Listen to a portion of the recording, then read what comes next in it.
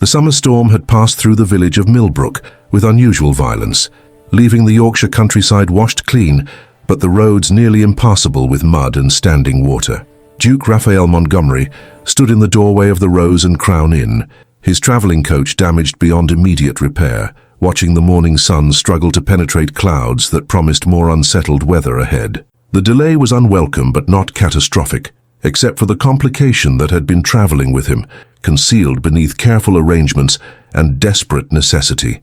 In the private chamber upstairs lay a child whose very existence represented a threat to everything the Montgomery family had built over 3 centuries of careful political maneuvering. "Your Grace," came a soft voice from behind him. "The physician says the boy's fever has broken during the night. He's asking for you."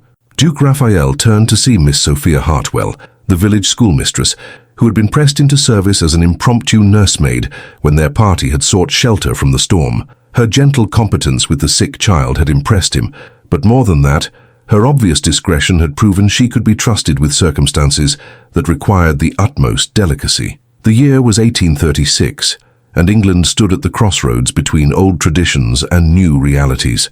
King William IV's reign had brought changes that challenged established orders throughout the realm, while political reform threatened the foundations upon which families like the Montgomerys had built their influence. In such times, even the smallest scandal could prove catastrophic to carefully maintained reputations. "How long has he been awake?" Duke Raphael asked, climbing the narrow stairs toward the chamber where his secret lay waiting. "Perhaps an hour, Your Grace," Miss Hartwell replied, following with the quiet efficiency that had characterized her care throughout the crisis. "I gave him some broth, and he kept it down well. His color is much improved." The child, Thomas, though his surname remained deliberately unspecified, was perhaps 6 years old, with dark hair and amber eyes that marked him unmistakably as a Montgomery, despite the complicated circumstances of his birth. He had been gravely ill when Duke Raphael had first taken responsibility for his care, the victim of neglect and circumstances that spoke to the darker aspects of noble privilege. "Uncle Raphael," the boy said weakly as the Duke entered the chamber, "the lady said you were here. I had such strange dream." "Just dreams, Thomas," Duke Raphael assured him, settling carefully on the edge of the narrow bed. "You've been very ill, but you're getting better now." Miss Hartwell busied herself with straightening the modest room, but her presence was both comforting and necessary. Someone needed to witness these interactions, if only to provide testimony that the Duke's care of the child was appropriate and protective, rather than something more sinister. "Your Grace," she said quietly, "perhaps you and Thomas would like some time alone. I could arrange for fresh linens and a proper breakfast." "No," Duke Raphael replied quickly, then softened his tone at her surprised expression.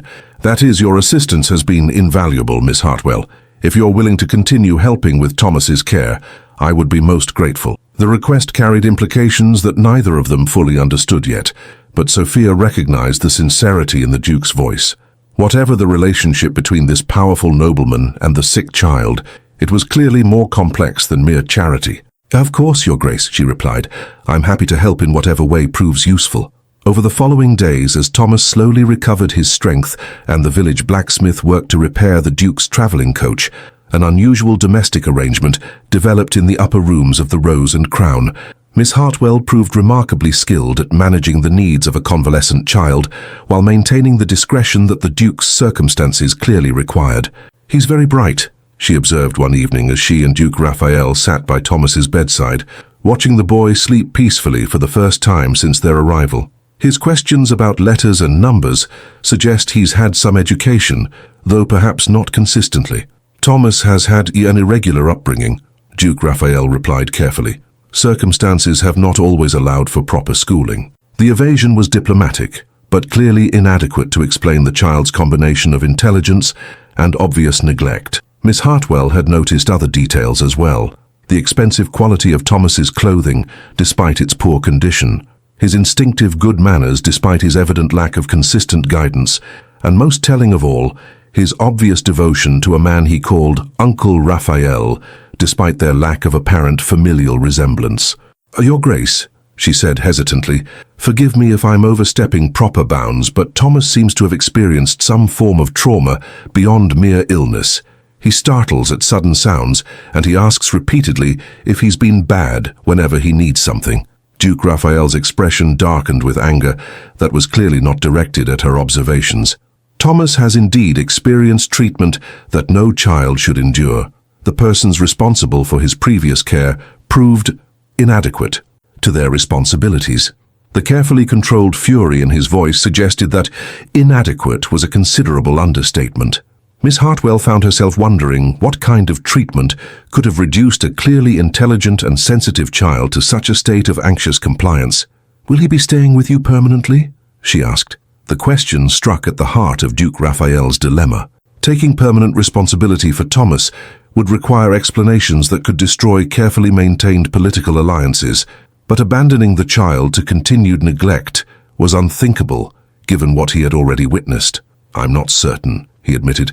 "Thomas's situation is complicated by factors beyond his control." Before Miss Hartwell could pursue the subject further, urgent voices in the inn-yard below drew their attention to the arrival of another travelling party. Through the chamber window, they could see a magnificent coach bearing heraldic arms that made Duke Raphael's face go pale with recognition and apparent dread. "Lord Ashford," he said grimly, "I had hoped we might reach London before word of our circumstances spread this far."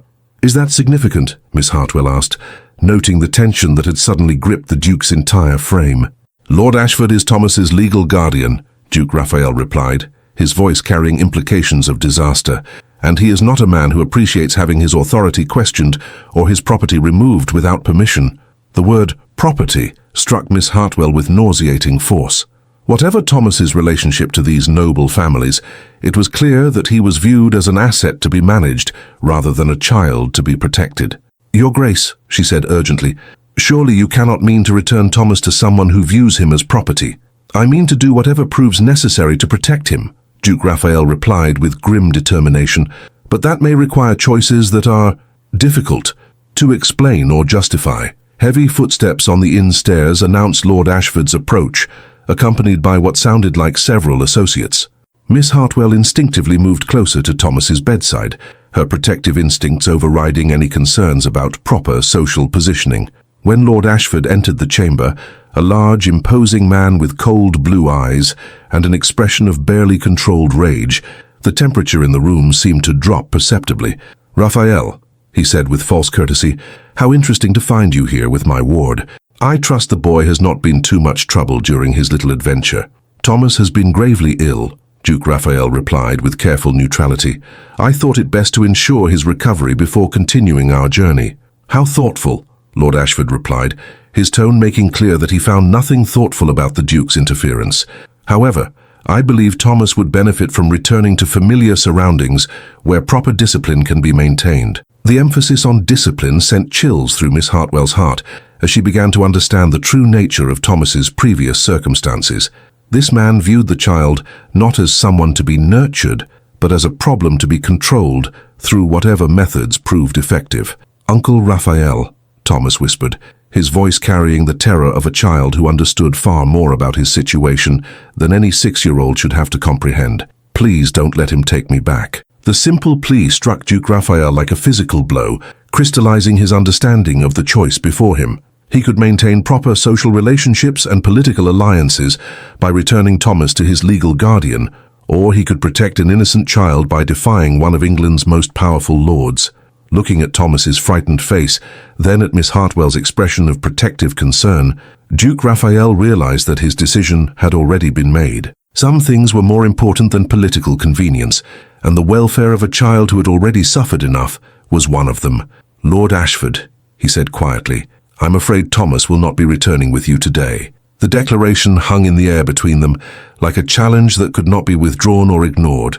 The confrontation that followed Lord Ashford's arrival at the Rose and Crown Inn was conducted with the deadly courtesy that characterized disputes between gentlemen of rank, but beneath the polite language lay threats that could destroy reputations and lives with equal efficiency. "Raphael," Lord Ashford said with dangerous calm, "surely you understand that removing a child from his legal guardian's care constitutes kidnapping under English law. Such charges would be most unfortunate for someone of your standing." "And surely you understand," Duke Raphael replied with matching composure, that neglect and abuse of a minor ward constitutes a violation of guardianship duties that the Crown takes very seriously indeed. Miss Sophia watched this verbal duel with growing alarm, understanding that she was witnessing a conflict that would have consequences far beyond the immediate welfare of one frightened child. But her attention remained fixed primarily on Thomas, who had pressed himself against the far wall of the chamber as if trying to disappear entirely. "Thomas," she said gently, kneeling beside the bed to place herself between the child and the two angry men, "would you like me to take you to the kitchen for some milk and biscuits? Mrs. Patterson has fresh honey cakes cooling on the windowsill." The boy's eyes darted between her face and the arguing adults, clearly torn between the desire to escape and the fear that leaving Duke Raphael alone would somehow result in disaster. "Can Uncle Raphael come too?" he whispered. Before Sophia could respond, Lord Ashford's voice cut across the chamber with icy authority. "Thomas will remain here until this matter is resolved. He needs to understand the consequences of running away from his proper home." The casual cruelty of using a sick child's presence during a power struggle struck Sophia with the force of revelation. This man was not merely inadequate as a guardian, he was actively harmful to Thomas's well-being. "Your lordship," she said, rising to face Lord Ashford with quiet determination, "perhaps it would be better for Thomas to rest while you gentlemen discuss whatever business requires your attention." Lord Ashford's pale eyes fixed on her with the kind of dismissive assessment that powerful men reserved for those they considered beneath notice. "And you are?" "Miss Sophia Hartwell," she replied with composure that impressed both Duke Raphael and herself. "I've been caring for Thomas during his illness." "How charitable of you," Lord Ashford said with a tone that made charity sound like something unsavory. "However, Thomas's care is a family matter that requires no outside interference." "Strange," Duke Raphael observed with deceptive mildness. "I don't recall seeing evidence of family concern during the months when Thomas was living in conditions that nearly cost him his life." The accusation hung in the air like a challenge that Lord Ashford could not ignore without appearing to admit guilt. His response revealed the depth of his moral flexibility in dealing with inconvenient truths. "Thomas has always been a difficult child," he said smoothly, "prone to dramatics and exaggeration when he doesn't receive the attention he craves. I'm sure any apparent neglect was simply the natural consequence of his need to learn proper discipline." Miss Hartwell felt sick at the casual way Lord Ashford dismissed obvious abuse as character flaws in his victim, but Duke Raphael's reaction was more dramatic. His face went white with barely controlled rage at hearing Thomas's suffering characterized as attention-seeking behavior. "Difficult," he repeated with dangerous quiet. "Is that what you call a 6-year-old child who flinches when adults speak too loudly? Who asks permission before eating food that's been offered to him? Who apologizes constantly for existing?" "I call it the natural result of proper training," Lord Ashford replied coldly. "Children need to understand their place and their obligations. Coddling them with excessive sympathy merely creates problems for everyone concerned." The exchange clarified the fundamental difference in their approaches to child rearing, but it also revealed something deeper about the political and social pressures that had created Thomas's situation. Lord Ashford viewed the boy as an inconvenience to be managed rather than a person to be protected. "Thomas," Duke Raphael said quietly, "would you like Miss Hartwell to take you somewhere more comfortable while we finish our discussion?" Before the child could answer, Lord Ashford intervened with sharp authority. "Thomas will remain exactly where he is. He needs to witness this conversation so he understands the trouble his behavior has caused." The cruel psychology of forcing a child to feel responsible for adult conflicts was more than Miss Hartwell could tolerate in silence. "Your lordship," she said with controlled anger, "surely you cannot mean to blame Thomas for circumstances beyond his control?" "Can't I?" Lord Ashford's smile was sharp as a blade. "Thomas chose to leave his proper home. Thomas chose to seek sympathy from adults who were willing to interfere in family matters. Thomas chose to create this unfortunate situation through his own selfish actions." The systematic destruction of a child's sense of security and self-worth was so calculated that even Duke Raphael seemed momentarily stunned by its breadth. Miss Hartwell, however, recognized the pattern from her experience with other children who had suffered similar psychological manipulation. "That's enough," she said firmly, moving to place herself physically between Thomas and Lord Ashford. "Whatever disagreements you gentlemen may have, they will be conducted without involving a sick child who has already endured more trauma than any person should face." Her defiance of Lord Ashford's authority was both brave and potentially disastrous. But Duke Raphael felt a surge of admiration for her courage in protecting someone who could not protect himself. "Miss Hartwell is quite right," he said, finding strength in her example. "Thomas has no place in this discussion. If you wish to continue, we will do so privately." "Thomas," Lord Ashford said with false gentleness that was more threatening than his previous anger, "come here to me. Now." The child's terror was visible as he looked between the adults who were fighting over his future, but instead of obeying Lord Ashford's command, he moved closer to Miss Hartwell's protective presence. "I want to stay with the nice lady and Uncle Raphael," he said in a voice barely above a whisper. "Please don't make me go back to the dark room." The reference to the dark room sent ice through Duke Raphael's veins, confirming his worst suspicions about the methods Lord Ashford employed to maintain discipline among his dependents. "Dark room?" Miss Hartwell repeated, kneeling to Thomas's eye level with gentle concern. "What dark room, sweetheart?" "The place where bad children go to think about their mistakes," Thomas explained with the matter-of-fact tone of someone describing a natural law. "I was there for 3 days because I asked for more food at dinner." The casual revelation of systematic child abuse struck the chamber like a thunderbolt. Even Lord Ashford seemed to realize that Thomas had provided evidence that could not be explained away as mere strict discipline. "The boy exaggerates," he said quickly. "Children often misremember events when they're seeking sympathy." 3 days, Duke Raphael repeated with deadly calm.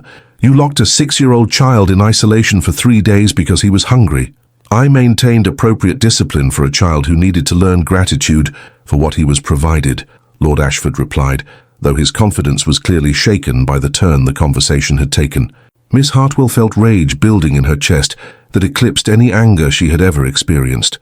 The systematic torture of an innocent child, disguised as education and justified through twisted logic, represented evil in its purest form. "Your lordship," she said with composure that masked volcanic fury, "what you describe is not discipline, it is abuse, and if you believe I will allow Thomas to return to such treatment, you have gravely miscalculated my character."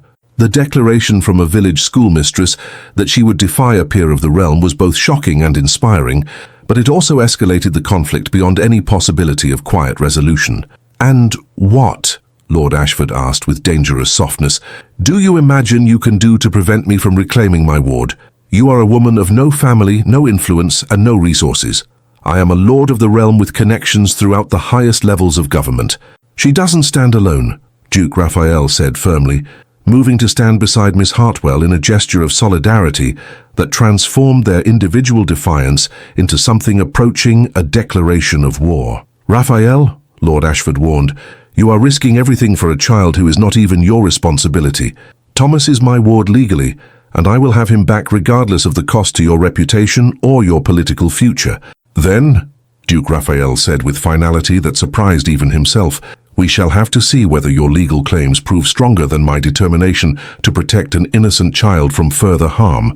As the battle lines were drawn in the modest chamber of a country inn, all 3 adults understood that they had moved far beyond simple disagreement into a conflict that would test everything they claimed to believe about duty, honor, and the obligations that power carried toward those who could not protect themselves.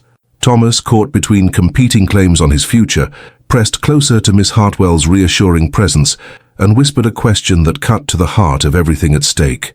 "Will you really not let him take me back to the dark room?" "Never," she replied with absolute conviction. "No matter what it costs, you will never go back to that place."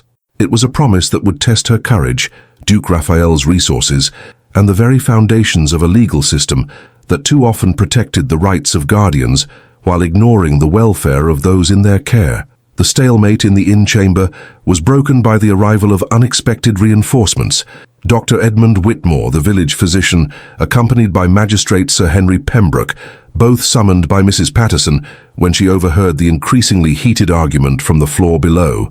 Dr. Whitmore's examination of Thomas was thorough and professional, but his expression grew progressively grimmer as he documented evidence of systematic neglect and abuse that went far beyond anything that could be justified as strict discipline. "Your lordship," he said finally, addressing Lord Ashford with carefully controlled anger, "this child shows signs of prolonged malnourishment, healed injuries consistent with regular beatings, and psychological trauma that speaks to sustained terror. In my professional opinion, returning him to the care that produced these conditions would constitute medical malpractice on my part. The boy has always been delicate, Lord Ashford replied dismissively.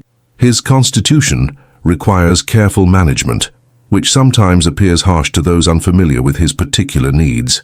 Magistrate Pembroke, a man whose 40 years of legal experience had given him considerable skill at detecting deception, studied Lord Ashford with obvious skepticism. Dr. Whitmore, would you characterize Thomas's condition as consistent with careful management of a delicate constitution? I would characterize it as consistent with deliberate abuse designed to break a child's spirit through systematic cruelty, Dr. Whitmore replied bluntly. The evidence is overwhelming and unmistakable. Miss Sophia felt relief flooding through her at having professional authority confirm what her own observations had suggested, but she also understood that medical testimony alone might not be sufficient to override legal guardianship rights. Sir Henry, she said carefully, what legal recourse exists when a guardian's treatment of their ward constitutes obvious harm? Precious little, I'm afraid, Magistrate Pembroke replied honestly. Guardianship law strongly favors the rights of legally appointed guardians, particularly when they are peers of the realm. Removing a child from such custody requires evidence of criminal behavior or court determination of unfitness. Then we shall provide such evidence, Duke Raphael said firmly. Dr. Whitmore's medical testimony, Thomas's own statements, and whatever additional investigation proves necessary. Lord Ashford's confidence began to waver as he realized that his assumed legal protections might not prove as comprehensive as he had believed. This is preposterous, he blustered. You cannot seriously propose to drag a family matter into public court proceedings based on the fantasies of a traumatized child and the opinions of a country physician. Actually, Magistrate Pembroke observed with growing interest, we can and we will. Dr. Whitmore's credentials are impeccable, and if his assessment proves accurate, the Crown has both the authority and the obligation to protect its youngest subjects from harm. The threat of formal legal proceedings clearly alarmed Lord Ashford more than mere moral condemnation had. Public court cases involving child abuse would create exactly the kind of scandal that could destroy carefully maintained reputations and political alliances. Perhaps, he said with obvious reluctance, some accommodation might be reached that addresses everyone's concerns while avoiding unnecessary publicity. What kind of accommodation? Duke Raphael asked warily. Temporary custody, Lord Ashford replied, the words clearly painful for him to speak. Thomas could remain in your care while I address certain concerns about his previous living arrangements. The offer was clearly motivated by damage control rather than genuine concern for Thomas's welfare, but it represented progress toward protecting the child from immediate return to harmful conditions. Temporary custody requires legal documentation, Magistrate Pembroke observed, and specific terms regarding duration, conditions, and circumstances for review. How long? Miss Sophia asked, understanding that temporary protection might simply delay rather than solve Thomas's fundamental problem. 6 months, Lord Ashford replied, sufficient time to demonstrate that Thomas can receive proper care in more conventional arrangements. The time frame was reasonable, but Duke Raphael recognized the trap it represented. 6 months would allow Lord Ashford to prepare more sophisticated defenses against future challenges, while placing Duke Raphael in the position of having to prove his fitness as a guardian rather than simply demonstrating Lord Ashford's unfitness.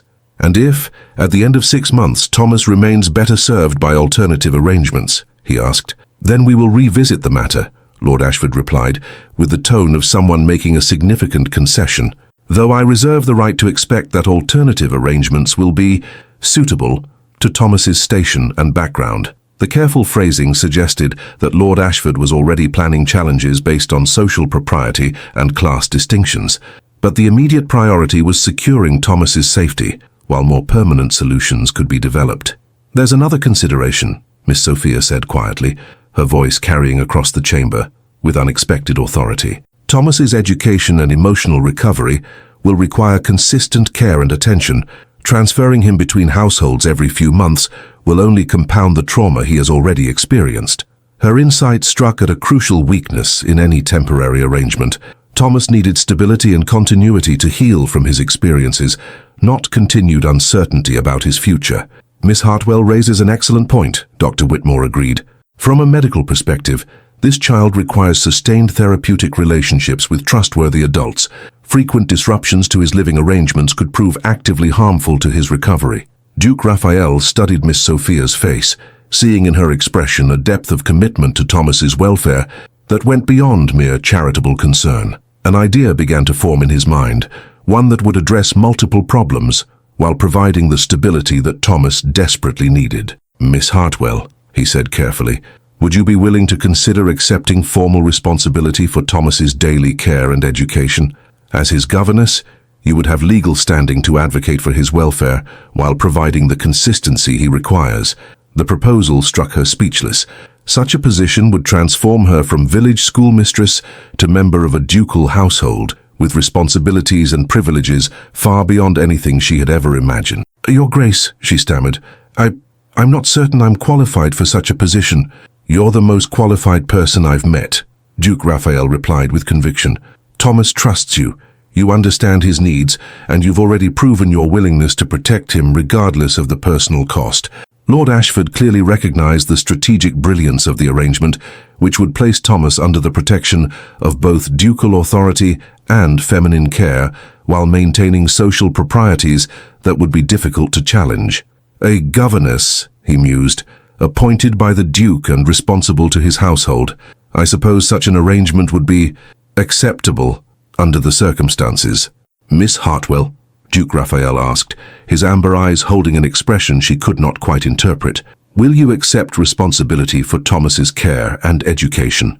Looking down at the child whose small hand had somehow found its way into hers, Miss Sophia realized that her answer would determine not just Thomas's immediate future, but the entire course of her own life. "Yes," she said quietly, "I will accept responsibility for Thomas's welfare, and I promise you that no harm will come to him while he remains in my care." The vow was witnessed by everyone present, carrying the weight of both legal obligation and moral commitment. But as the adults worked out the specific details of the arrangement, none of them suspected that Duke Raphael's careful placement of Thomas under Miss Hartwell's protection was motivated by considerations that went far beyond simple concern for the child's welfare. The truth about Thomas's identity and Duke Raphael's connection to him would require revelation in time, but for now, the most important thing was ensuring the boy's safety, while more complex truths could be carefully shared with someone whose character had already proven itself worthy of the most precious trust. Miss Sophia had agreed to care for Thomas, but she had no idea that she was also agreeing to become the guardian of secrets that could reshape her understanding of honor, duty, and the price that love sometimes demanded from those brave enough to pay it. The transformation of Miss Sophia Hartwell from village schoolmistress to governess in a ducal household proved to be far more complex than anyone had anticipated. Moving to Ravenshollow Castle, Duke Raphael's ancestral estate in the Lake District, meant adapting to a way of life that bore little resemblance to her modest previous existence. The castle itself was magnificent, a sprawling Gothic structure that had been updated over generations to provide every comfort while maintaining its imposing medieval character. Thomas's quarters were in the family wing rather than the servants' areas, suggesting a status that went beyond that of a typical ward, while Miss Sophia found herself installed in rooms that were larger and more elegantly appointed than any dwelling she had ever imagined occupying. Miss Hartwell, Mrs. Morrison, the head housekeeper, explained during her orientation to the castle's routines, "His Grace has specified that you're to have complete authority over Master Thomas's daily schedule and educational program. The staff has been instructed to assist you in whatever manner you require." The level of authority granted to her was extraordinary for someone of her background, but it also carried responsibilities that sometimes felt overwhelming. Thomas's education had been so neglected that basic literacy required patient, careful work, while his emotional recovery demanded even more delicate attention. "Thomas," she said one morning as they worked through writing exercises in the castle's sun-filled schoolroom, "you don't need to ask permission every time you want to use the water closet. You're allowed to meet your own needs." The boy's eyes widened with surprise, but Lord Ashford said asking permission taught proper respect for authority. "Lord Ashford," Miss Sophia replied with careful control, "was wrong about many things. You are not required to ask permission for basic human needs or comfort." Gradually, under her patient care, Thomas began to show signs of the intelligent, curious child he had been before systematic abuse had taught him to suppress any evidence of personality or preference. But his recovery also raised questions about his background that became increasingly difficult to ignore. "Miss Hartwell," Thomas said one afternoon as they explored the castle's extensive library, "why do I look so much like Uncle Raphael? Cook says we have the same eyes and the same way of holding our heads." The question struck at the heart of mysteries that Miss Sophia had been wondering about for months. The resemblance between Duke Raphael and Thomas was indeed striking, but the Duke had consistently maintained that Thomas was merely a distant ward rather than any kind of blood relation. "Sometimes people resemble each other by coincidence," she replied carefully. "Or perhaps there's some distant family connection that accounts for shared features." But privately, she was becoming convinced that the connection between Duke Raphael and Thomas was far more direct than anyone had acknowledged. The Duke's passionate commitment to the child's welfare, his obvious emotional investment in Thomas's recovery, and most telling of all, the way he sometimes looked at the boy with an expression of profound tenderness mixed with equally profound sorrow, all of it suggested bonds that went beyond mere duty or charity. Her growing suspicions were confirmed one evening when she discovered Duke Raphael in the castle's portrait gallery, standing before a painting of a young woman whose delicate features and dark hair bore an unmistakable resemblance to Thomas. "She was very beautiful," Miss Sophia observed quietly, joining him before the portrait. "She was," Duke Raphael agreed, his voice carrying pain that time had not diminished. "Lady Catherine Pemberton, she died when Thomas was born." The admission hung in the air between them like a confession that could not be taken back. Miss Sophia felt pieces of the puzzle clicking into place as she understood the true nature of the relationship she had been protecting. "Thomas is your son," she said quietly. Duke Raphael was silent for a long moment, his amber eyes fixed on the painted face of the woman who had given her life to bring Thomas into the world. "Thomas is my son," he confirmed finally, "born of love that could never be publicly acknowledged, raised by guardians who viewed him as an inconvenience to be managed, rather than a child to be cherished." The full scope of the tragedy began to reveal itself. Lady Catherine had clearly been someone Duke Raphael had loved deeply, but could not marry, perhaps due to existing obligations or family disapproval. Her death in childbirth had left Thomas in the care of relatives who had no emotional investment in his welfare. "Why couldn't you acknowledge him?" Miss Sophia asked gently. "Because I was already married," Duke Raphael replied with bitter honesty, "to a woman my family chose for political advantage. Catherine and our love was genuine, but it could never be publicly recognized, without destroying both our reputations and Thomas's future prospects." The complexity of his situation became clear.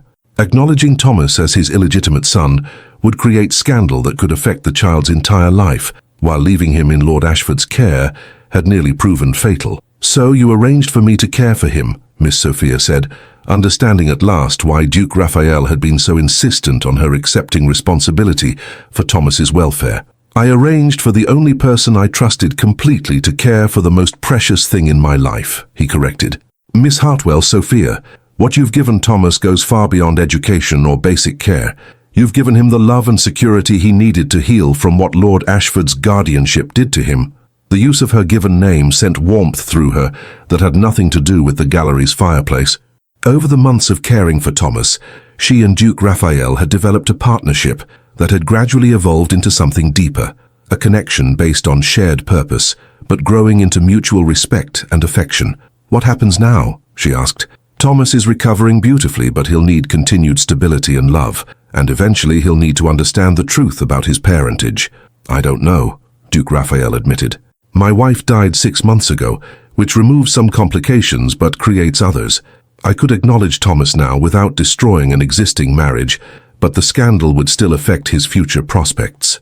The revelation that Duke Raphael was now widowed transformed the situation entirely. His freedom to make decisions about his personal life opened possibilities that had not existed when she first agreed to care for Thomas. "There's something else you should know," he continued, turning to face her directly. "What began as gratitude for your care of Thomas has become something far more personal for me. Sophia, these months of watching you guide his recovery, seeing your patience and wisdom and compassion, you've become precious to me in ways that have nothing to do with your role as his governess." The declaration was both thrilling and terrifying. Miss Sophia had indeed developed feelings for Duke Raphael that went far beyond her professional obligations, but she had never imagined that such feelings might be reciprocated by someone of his station. "Your Grace," she began, but he interrupted gently. "Raphael," he corrected, "if we're to speak of personal matters, surely we can dispense with formalities." "Raphael," she said, finding his name felt natural on her tongue, "what you're suggesting would change everything. I'm a village schoolmistress who has been caring for your son. I'm considering asking you to marry me," he said clearly. "Not as Thomas's governess, but as the woman I've fallen in love with, the woman who showed me what true strength and compassion look like, the woman who proved herself worthy of the most precious trust I could bestow." The proposal was everything she had not dared to dream of, but it also carried implications that extended far beyond her personal happiness. "And Thomas," she asked, "would legally become your stepson, which would give you permanent authority to protect him, while allowing me to be his father openly for the first time in his life." Raphael moved closer, taking her hands in his with gentle reverence. "Sophia, I'm not asking you to marry me for Thomas's sake, though I know he would be overjoyed. I'm asking because I cannot imagine building a future that doesn't include both of you." Before she could respond, the sound of small feet running down the gallery's marble floor announced Thomas's approach. He appeared breathlessly, having clearly been searching for them throughout the castle. "Miss Sophia, Uncle Raphael," he called happily. "Mrs. Morrison says there are puppies in the stables, and she says I might be allowed to choose one if it's acceptable to you." Looking at this healthy, happy child who bore so little resemblance to the terrified boy she had first met at the inn, Miss Sophia felt her heart swell with love that encompassed not just Thomas, but the man who had trusted her with his most precious secret. "Thomas," she said, kneeling to his eye level, "how would you feel if Uncle Raphael became your actual father, and I became your actual mother?" The child's face lit up with joy so pure it brought tears to both adults' eyes. "Could that really happen?" he asked wonderingly. "It could," Raphael confirmed, "if Miss Sophia agrees to marry me."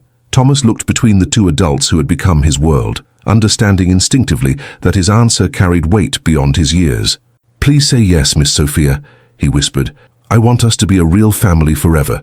Looking into the amber eyes of the man she had learned to love and the trusting face of the child she had sworn to protect, Miss Sophia realized that her answer would determine not just her own future, but the destiny of a family that had already been forged through shared love and sacrifice.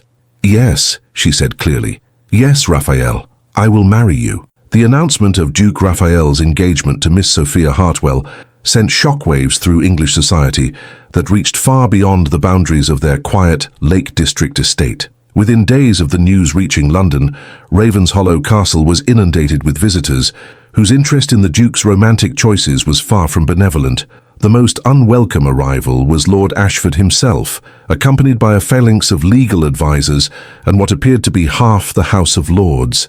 His stated purpose was to contest the engagement on grounds that it violated the terms of their agreement regarding Thomas's custody, but his real objective was clearly to destroy any arrangement that would permanently remove the child from his control. "Raphael," he announced with cold fury as he stormed into the castle's great hall, "this marriage is a transparent attempt to circumvent legal guardianship arrangements. Thomas belongs with his legitimate family, not with some village schoolmistress playing at being a duchess." Duke Raphael received these accusations with composure that barely concealed volcanic rage, but it was Miss Sophia who responded with quiet authority that surprised everyone present. "Lord Ashford," she said, rising from her chair beside the fireplace where she had been reading to Thomas, "I believe you are confused about the nature of both my relationship with Thomas and my qualifications to serve as his guardian." "Am I?" Lord Ashford sneered. "Pray enlighten me about what qualifications a country schoolmistress possesses to raise the ward of a peer of the realm." "The qualifications," Miss Sophia replied with steel beneath her gentle tone, "of someone who loves Thomas unconditionally, who has proven her commitment to his welfare, and who has already demonstrated her ability to heal the damage that your legitimate family inflicted upon an innocent child." The attack was delivered with such quiet conviction that even Lord Ashford's supporters seemed taken aback by her courage in directly challenging a peer's authority. But Miss Sophia was far from finished. "Moreover," she continued, "you seem to be laboring under a misapprehension about Thomas's parentage. He is not your ward by virtue of any family connection. He was placed in your custody because his true father could not publicly acknowledge him at the time." The revelation struck the assembled company like lightning. Lord Ashford's face went white as he began to understand the implications of what she was suggesting. "Thomas," Duke Raphael said quietly, addressing the boy who had been listening to this exchange with growing comprehension, "would you like to know the truth about who your father really is?" Thomas looked up at the man he had always called Uncle Raphael, with eyes that already held understanding beyond his years. "You're my papa," he said simply. "I've always known. I just didn't know if I was allowed to say so." The innocent declaration silenced the great hall completely. In a few words, Thomas had stripped away all the legal complexities and social maneuvering to reveal the fundamental truth that had driven every decision surrounding his welfare. "Yes," Duke Raphael said, kneeling to Thomas's eye level, with tears of relief streaming down his face. "I am your father, and I should have claimed you openly long ago." "Then this entire custody arrangement is fraudulent," Lord Ashford spluttered, recognizing that his legal position had just crumbled completely. "If you are the child's father, I have no claim to guardianship whatsoever." "Exactly," Duke Raphael agreed, rising to face Lord Ashford with the full authority of someone who was no longer hiding fundamental truths. "Your guardianship was based on deception and maintained through abuse.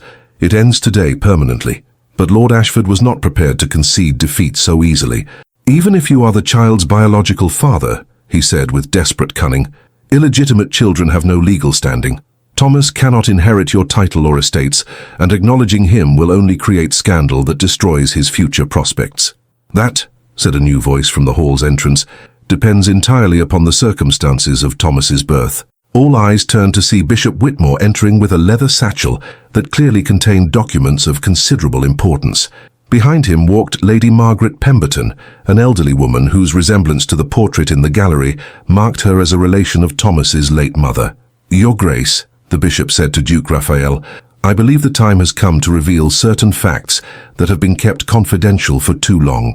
He withdrew a document from his satchel and held it up for all to see. "This is a marriage certificate dated 7 years ago, uniting in matrimony Duke Raphael Montgomery and Lady Catherine Pemberton." The revelation struck like a thunderbolt. If Duke Raphael and Lady Catherine had been secretly married before Thomas's birth, then the child was legitimate and entitled to every privilege of his father's rank and inheritance. "Secret marriage," Lord Ashford protested desperately. "Even if such a ceremony occurred, it would have no legal validity without proper witnesses and registration." "It was witnessed," Lady Margaret said firmly, "by myself and 3 other members of our family. It was performed by Bishop Whitmore in our private chapel, and it was registered with church authorities under provisions that allow for discretion in cases involving political sensitivity." Miss Sophia felt her world shifting around her as she began to understand the full scope of what was being revealed. If Duke Raphael had been secretly married to Thomas's mother, then their love affair had been entirely legitimate, and Thomas's birth was the result of a valid marriage rather than an illicit relationship. "Why was the marriage kept secret?" she asked, her voice barely steady. "Because," Duke Raphael explained with obvious pain, "my first engagement had been arranged by families for political reasons, and breaking it would have created complications affecting multiple estates and political alliances. Catherine and I married secretly while I worked to extract myself from the previous arrangement honorably. And then she died," Lady Margaret added with sorrow that time had not diminished, "before the marriage could be made public, and before proper arrangements could be made for Thomas's care. The tragedy was complete. Duke Raphael had been free to love and marry Catherine legitimately, but circumstances had conspired to keep their union secret until her death made revelation pointless and potentially harmful to their son. So, Thomas is legitimate," Miss Sophia said, understanding finally why Duke Raphael had been so determined to protect the child regardless of personal cost. "Thomas is my legitimate son and heir," Duke Raphael confirmed, "and has been suffering under Lord Ashford's abuse while his true status remained concealed." Lord Ashford, faced with the complete destruction of his position, made one final desperate gambit. "Even if the child is legitimate," he snarled, "his mother's family will never accept a village schoolmistress as his stepmother. The Pembertons have standards." "The Pembertons," Lady Margaret said with icy dignity, "have had opportunity to observe Miss Hartwell's character and capabilities. We find her entirely suitable to serve as Thomas's mother and as the next Duchess of Ravenshollow." The endorsement from Thomas's maternal family eliminated Lord Ashford's last weapon against their marriage. Faced with the loss of all legal standing and social support for his position, he finally accepted the inevitability of his defeat.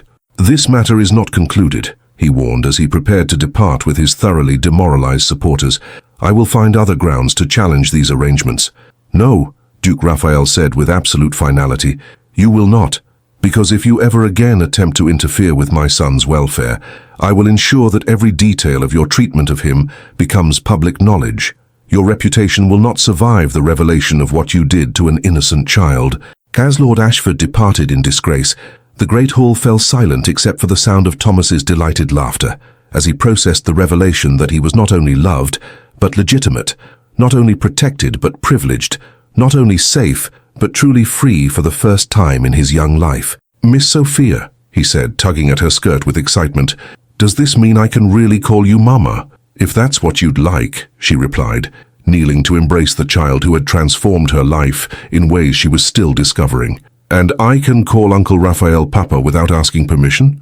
"Always," Duke Raphael assured him, joining their embrace with arms that encompassed his entire world. As the three of them stood together in the castle's great hall, surrounded by witnesses who had helped restore truth and justice to a situation that had been poisoned by deception and abuse, they all understood that their real adventure was just beginning. The village girl who had been asked to care for a duke's secret son had become the duchess who would help raise the next heir to one of England's greatest titles. But more than that, she had become part of a family whose love had proven stronger than any social convention or legal obstacle that society could devise to challenge it. The wedding of Duke Raphael Montgomery to Miss Sophia Hartwell took place 6 weeks later in the ancient chapel at Ravenshollow Castle, attended by a carefully selected gathering that included both local villagers and members of the highest nobility. The ceremony represented not just the union of two people who had discovered love through shared adversity, but the formal recognition of a family that had been forged through courage and sacrifice. Sophia wore her grandmother's wedding dress, altered to fit by the castle's skilled seamstresses, and augmented with the Montgomery family diamonds that had waited generations for a duchess worthy of their brilliance.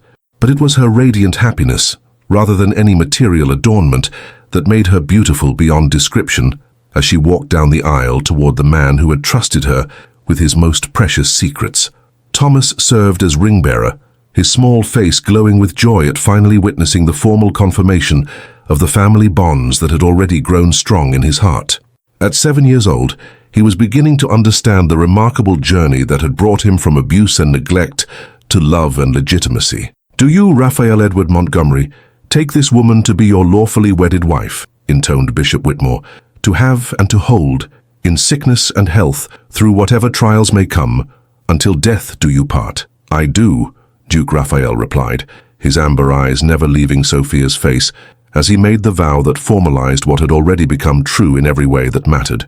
"Do you, Sophia Catherine Hartwell, take this man to be your lawfully wedded husband, to love, honor, and cherish, through whatever adventures await, until death do you part?" "I do," Sophia said clearly, her voice carrying across the chapel to every witness present, as she committed herself not just to Duke Raphael, but to the life they would build together as guardians of both an ancient estate and the precious child who was their shared responsibility. The kiss that sealed their marriage was witnessed by applause that echoed through the chapel's stone walls, but the most meaningful response came from Thomas, who clapped his hands with delight and called out, "Now we're a real family." The wedding breakfast was held in the castle's great hall, transformed for the occasion with flowers from the estate's gardens and decorations that spoke to both celebration and continuity. Speeches were offered by Bishop Whitmore, Lady Margaret Pemberton, and several local dignitaries who had come to respect the unusual circumstances that had brought the new family together. But the most moving tribute came from Mrs. Morrison, the head housekeeper, who had witnessed Thomas's transformation from terrified victim to confident, happy child. "Your Graces," she said with tears in her eyes, "in 40 years of service to this family, I have never seen changes as remarkable as those Master Thomas has experienced under your care. You have given him not just love and security, but the chance to become the fine young man he was always meant to be." As the formal celebrations continued, Duke Raphael and his new Duchess found moments to reflect on the extraordinary journey that had brought them to this point of perfect happiness. "Do you ever regret it?" Raphael asked as they walked together through the castle gardens, where Thomas was playing with the puppy that had indeed been his reward for accepting the truth about his parentage. Leaving your quiet life in the village to take on the complications of marriage to a duke with a son whose legitimacy was questioned? I regret that it took a crisis to bring us together, Sophia replied honestly. But I could never regret discovering that love could grow from such unlikely circumstances. Raphael, you didn't just give me a new life. You gave me purpose and partnership that I never dared imagine. And you, he said, taking her hand with the same reverent care he had shown from their first meeting, gave me the chance to be the father Thomas deserved, and the man I always wanted to become. The months that followed their wedding were marked by careful adjustments, as Sophia learned to navigate the complexities of her new position while maintaining the personal qualities that had made her worthy of it. Her transformation from village schoolmistress to duchess proved surprisingly smooth, partly because of her natural intelligence and adaptability, but mostly because the role allowed her to expand rather than abandon the work of education and child advocacy that had always defined her character. The establishment of the Thomas Pemberton Foundation, named for the child whose suffering had opened their eyes to the plight of vulnerable children throughout England, became Sophia's particular passion. Working with legal experts and social reformers, she developed programs to identify and protect children whose guardians proved inadequate to their responsibilities. "Your Grace," reported Mr. Pemberton, the solicitor who managed the Foundation's legal affairs, "we have identified 43 cases this year where our intervention has resulted in improved conditions for children at risk. The work you pioneered with Master Thomas has become a model for child protection throughout the realm." The satisfaction Sophia felt at these achievements went far beyond personal accomplishment. Every child protected from abuse represented victory over the kind of systematic cruelty that had nearly destroyed Thomas, proving that individual courage could indeed create changes that protected entire communities. Thomas himself thrived under the love and security that his parents provided, developing into a confident, intelligent boy whose natural sweetness had survived everything he had endured. His education progressed remarkably under tutors who understood that learning should be joyful rather than fearful, while his emotional recovery continued under the patient guidance of parents who had learned to see strength in vulnerability. "Papa," he said one evening as the family sat together in their private sitting room, "Mrs. Morrison says I'm growing too quickly and will soon be tall enough to reach the top shelves in the library." "Growing boys do tend to grow," Raphael agreed with paternal amusement. "Is there something on the top shelves that interests you?" "The books about adventures," Thomas replied seriously. "I want to read about people who rescued others and made everything better, like you and Mama did for me." The innocent observation touched both parents deeply, reminding them that their son understood his rescue not as trauma survived, but as adventure shared. His resilience continued to amaze them, as did his capacity for love that seemed to grow rather than diminish, despite his early experiences. 2 years after their marriage, as Sophia felt the first stirrings of new life within her that would give Thomas the siblings he had begun requesting, she reflected on the remarkable transformation that love had wrought in all their lives.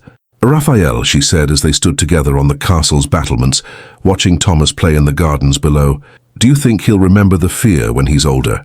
"I think he'll remember the rescue," Raphael replied with confidence, born of watching their son's continued healing.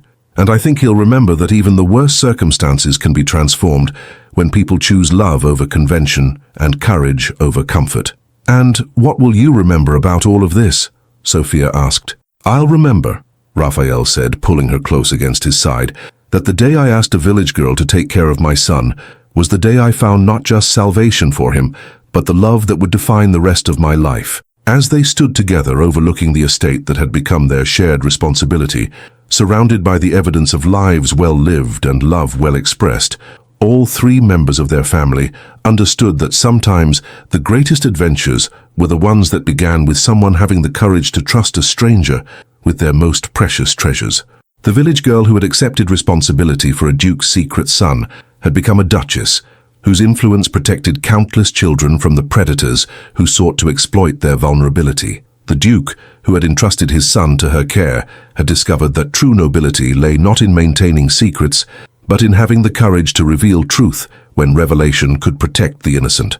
And Thomas, who had begun his story as a victim of systematic abuse, had become living proof that love combined with determination could indeed heal even the deepest wounds and transform even the most damaged hearts into sources of joy and strength. 15 years after that fateful storm had stranded Duke Raphael and Thomas at the Rose and Crown Inn, Duchess Sophia stood in the same village schoolroom where she had once taught local children their letters, now transformed into the headquarters of the Thomas Pemberton Foundation for Child Protection.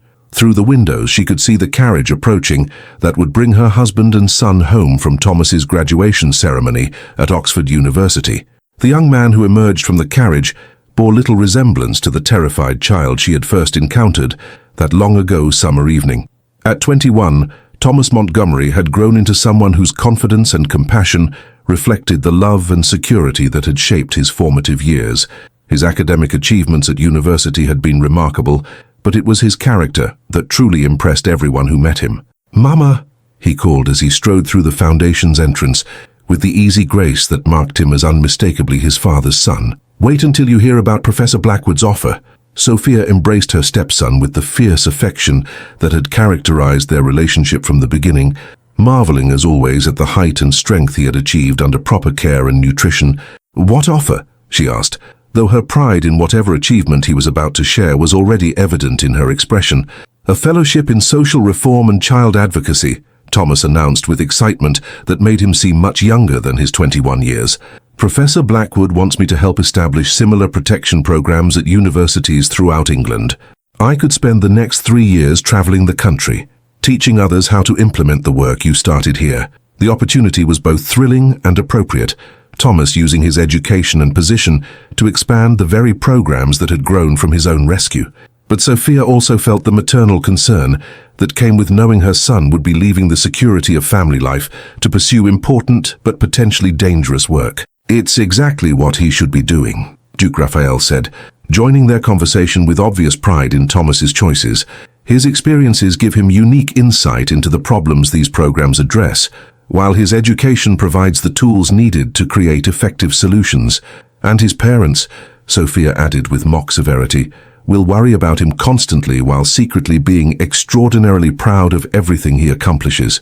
Thomas laughed at her maternal protectiveness, but his expression grew more serious as he addressed the deeper implications of his future work. "Mama, Papa," he said, "I need you both to know that everything I've been able to achieve comes from the love and security you provided when I most needed it.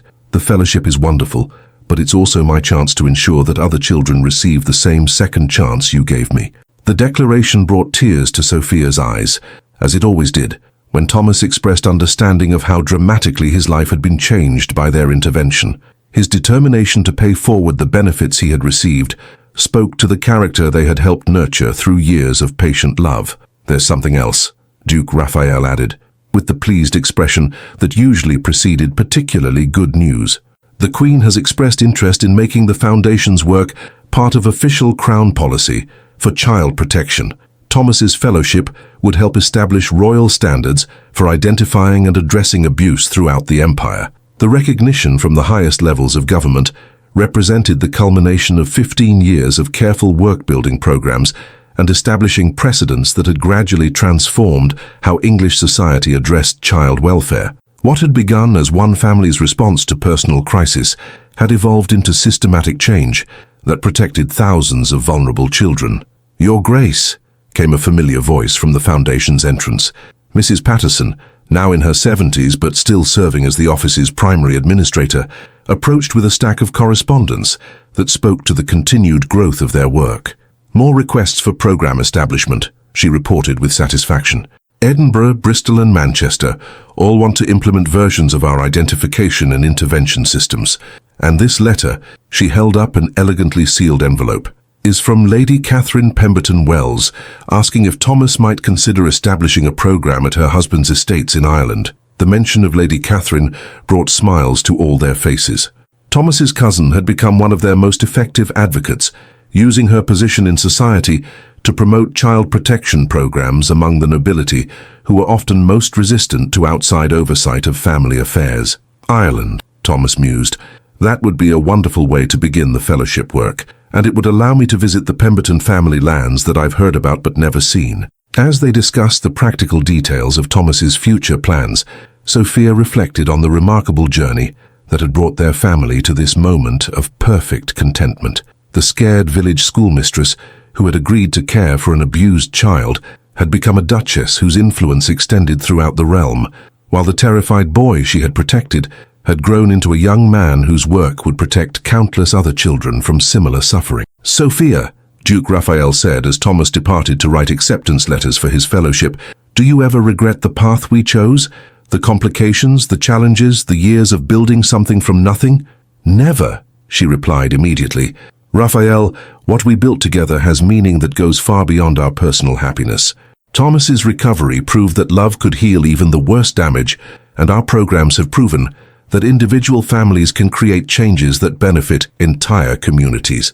Their conversation was interrupted by the arrival of their younger children, Margaret, now 13 and already showing signs of the intelligence and compassion that characterized both sides of her heritage, and young Raphael, 10 years old and possessed of his father's analytical mind, combined with his mother's gentle strength. "Mama," Margaret announced with the dramatic flair that had become her trademark, "Mrs. Morrison says there's a family at the castle gates seeking assistance. She thinks it might be another case for the Foundation." The reference to another case brought both satisfaction and concern to Sophia's heart. Their work had become so well known that desperate families often traveled considerable distances seeking help.